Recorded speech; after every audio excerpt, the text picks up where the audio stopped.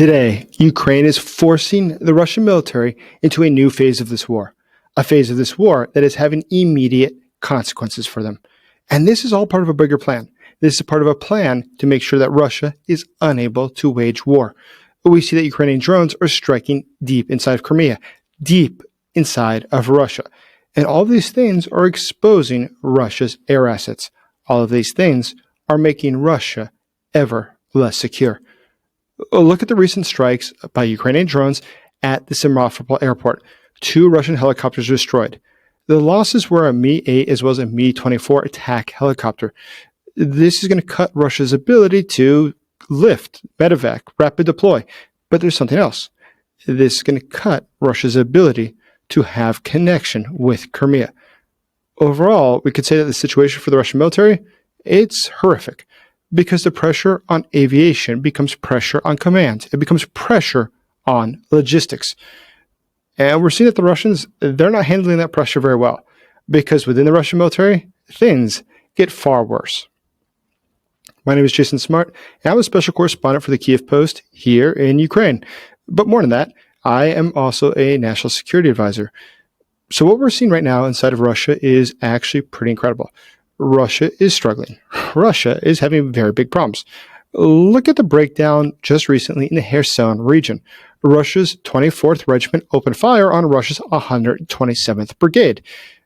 That was probably not very good. In fact, it was very not good because more than 20 Russian soldiers were killed. Many others were also injured. So what happened there? Well, it was a breakdown of order. It was friendly fire. And of course, friendly fire does happen sometimes in war. But it happens a lot more if you're in the Russian military. And this has an effect. This kills initiative at the company as well as the battalion levels. Because nobody wants to make a move. Nobody wants to advance because they're not sure if their own soldiers might not start firing on them. And overall, I guess we could say when your army shoots your army, your command has already failed. But this is something that's sort of incredible. We see this happening day after day. We see that despite this being a 3-day special military operation, we have passed 1,285 days. And yet the Western press says that Russia is advancing. Russia is doing just fine. That ignores the fact that Russia is in fact losing. Russia is failing to gain ground. Russia, day after day, is losing more soldiers than Ukraine has at any point in the war. Now, what's interesting about this is the fact that the press gets this so wrong. That the press acts like what Russia is doing is something incredible. It's something special. But it's not. Russia is losing. So help me get this message to more people. Help me inform the public in the West of what's really happening here in Ukraine. Ukraine that is winning. Ukraine that is fighting for freedom against Russian tyranny. And also expose what is truly happening inside of Russia, a country that I've spent my entire adult life studying. You can help me simply by liking this video, subscribing to this channel, and leaving your comments below. You can also consider becoming a channel member today. So let's go back to what's going on. Why is it all breaking down for the Russians? Well, let's look first actually at how it's breaking down for the Russians. So late August, there were a number of counterattacks, which forced the Russians to withdraw from several different places, including Kupiansk. They withdrew from Nosilevsky in the Pokrovsk direction, and the Russians' pushes that they tried to have near Zaporizhia, they totally failed to secure any ground. Russia's pushes, as well in Donetsk, failed to secure ground. Pressure remains the highest, though, in Pokrovsk as well as in the Lyman directions. Now, what we're going to say, though, is this. Every single day, dozens of attacks. Every single day, dozens of failures. Still no breakthroughs. The Russian military is not advancing. As Chuck Farr, my friend, recently said, the former Navy SEAL squadron commander with whom I often do videos for the Kiev Post, he said, I asked him very simply, why is it that the Russian military does these suicidal attacks when obviously nothing's going to be achieved? What do they think they will gain? In the middle of the day, when there's drones seeing what they're doing, try to advance if it goes nowhere. What's the plan to that? How do they expect to win a war? And his answer was quite concise and made a lot of sense. He said, why do you think that the officers are concerned with that? Why do you think that their job is to win a war? Their job is to report back that 3 times today I tried to advance. 3 times I failed, but I tried. Now, if you're a Russian soldier and you realize that they've scheduled today at 10 a.m., then at noon, and then at 4 p.m., we're going to try to advance. And every time they do that, 80% of soldiers get killed. Perhaps this isn't working. Perhaps this is not what we should be doing. But if your job is to be a bureaucrat and check off a box, then I guess you don't really worry about these things. I guess you don't really care if you advance or you do not advance. But let's think about this as a whole. What has this meant? So Russia's seasonal offensive has ended with no strategic gains. Russian forces did not secure full control of any major city. Now keep in mind, Russian losses were about 210,000 killed or wounded. And when you look at just 3 axes, that is Kharkiv, Lugansk, and Donetsk, we see that that's where they came from, all these. And what's more impressive, perhaps, is the amount of armor they destroyed. 2,174 armored vehicles were destroyed. Over 1,200 tanks were destroyed. Over 7,300 artillery systems were destroyed. Over 150 multiple launch rocket systems were destroyed. This sort of a high burn rate is one that the Russian economy cannot support. They simply do not have the resources to keep fighting like this. They will run out of toys to play with. That's not a question. Russia has some serious problems. Consider this about the Russian economy. Rosneft is Russia's largest oil producer. It is a very important company. Its name actually means Russian oil.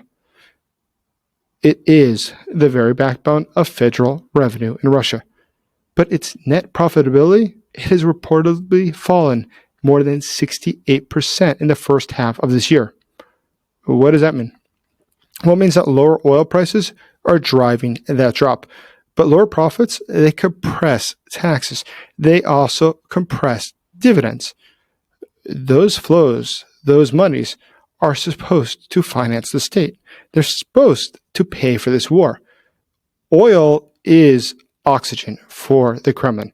And today, it doesn't have enough. This means that the Russian budget will not balance, which means they will face harder challenges. It becomes ever more difficult for the Russian military to continue waging war. Just let's look at some other major corporations inside of Russia. For instance, TMK. TMK is a major producer of steel pipes that are used for oil and gas fields. The refineries, the pipelines, they reported a $35 million loss. Now we're expecting to see pipe shortages, and that's not very good for Russia. They need those pipes. They cannot live without them, but they also cannot afford to produce more of them. This will slow down the transport of the gas as well as of the oil. This will affect the entire refinery maintenance process. But there's something else here, is that within Russia, we see that there are 3 underpinned exports that are key for revenue. So energy output that feeds the budget is harder to sustain without cash. It's also harder to sustain without spare parts, which is why without this company being able to function, with this company losing so much money, it's going to be more and more challenging for the Russians to keep the show on the road. Let's take a look at another company. Let's look at Mitchell. Mitchell is a coal and steel group. It deals with coking coal that feeds steel making. Mitchell lost more than $440 million. That's a ton of money.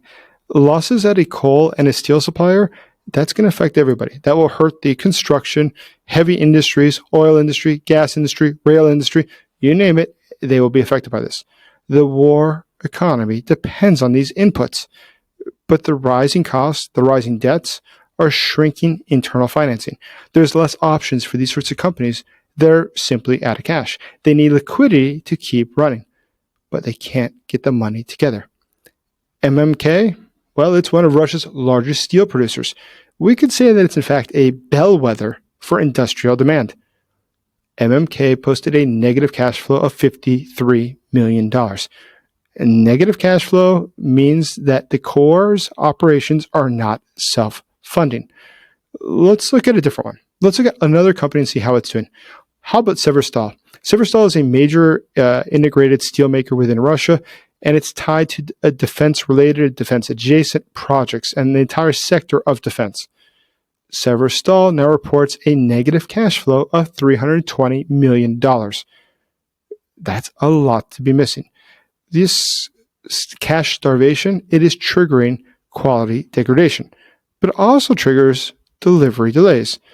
There is a ripple effect, and all of this will affect logistics and repair cycles. It erodes the industrial base of Russia, but also erodes Russia's ability to sustain a long war. But Russian economics, official economics by Rosstat literally means Russian statistics, recorded a 10.2% year-on-year fall in metallurgical production. Exports are shrinking, domestic demand is weakening, and all of this is forcing the economy into a worse situation. Russia produces very little. And when you think about it, what do you buy from Russia? Even before this war, when we all, hopefully, started boycotting things that are Russian, what did you buy? There's probably not clothes that you bought from Russia, no food imported from Russia, and there's really very little that comes from Russia. They don't make cars that people actually buy. They don't make any products that people buy. What do you have in your house? A stove or an oven or a refrigerator made in Russia. The Russians do not produce things that people buy. Outside of oil and vodka, there's very little that comes to mind when one thinks of Russia. So today, without the oil, without the money that comes from that, without the industries that are associated with this, such as the ones that are used to create the metals they need, Russia has very, very little.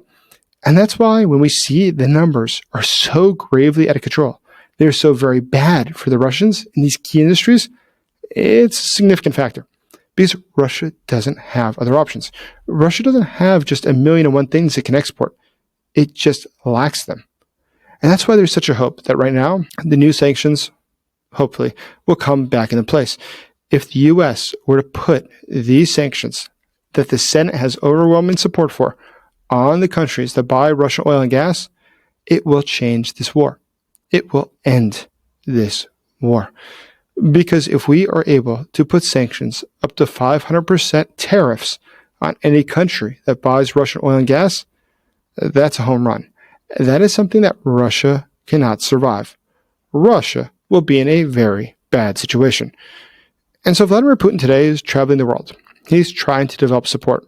He's going to China. He's meeting with all the leaders he can, trying to figure out a way how he can get more liquidity, how he can get these countries to help him out. But Russia today, it relies on China for industrial inputs. It must ration, though, its ammunition. Russia doesn't have enough of basic things. And countries like China, they're not anxious to do what Russia wants. Simply because, okay, helping you break some rules is one thing, but doing it to such an effect that the Americans sanction us, the Americans wreck our economy, and that doesn't seem like a very good idea. That does not seem like something that will work out well for us. And so these countries are not coming to Russia's defense. Vladimir Putin had certainly counted on Modi of India coming to his defense. But increasingly, it seems that the Indians are using its current relationship with Russia as a means of leveraging that relationship to get a better trade deal with America. Ultimately, the trade with the U.S. for India is far more than their trade with Russia. They simply don't gain by doing what Russia wants. You're getting some cheap oil, which India uses to resell. It doesn't actually use it domestically largely, is something that's just not worth it. It's not worth sinking their entire national economy for allowing these businesses to make some more money. So going ahead, let's take a look at that battlefield again. Across the battlefield, Russia is failing to make gains. Across the battlefield, Russia is losing incredible amounts of soldiers and incredible amounts of machinery. And it's losing at a rate that it cannot survive. It's losing 210,000 soldiers killed or injured just this summer. In an offensive that gained what? An offensive that got them any closer to victory? No. Russia is no closer to victory. Despite what the media reports, the fact is this: Russia is not advancing in Ukraine. Russia is by no means winning. Russia, though, is getting closer to bankruptcy. Every day, the situation in Russia gets even worse. Thank you for watching. Please like this video, subscribe to the channel, and leave your comments below. I'm very keen to read what you think. And you can always consider becoming a channel member. And as always, I will leave in the first pinned comment how you, too, can help donate for the Ukrainian soldiers to get the drones they need that help save lives. As always, thank you for supporting Ukraine.